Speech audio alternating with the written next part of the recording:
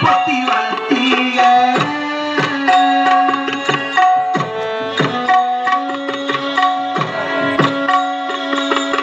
கருப்பசாமி கண்ணுக்கு மின்னி சோறு ஊட்டி வளர்த்தீங்க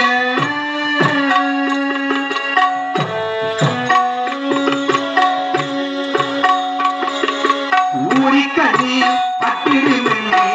சுத்தி சுத்தி போட்டீங்க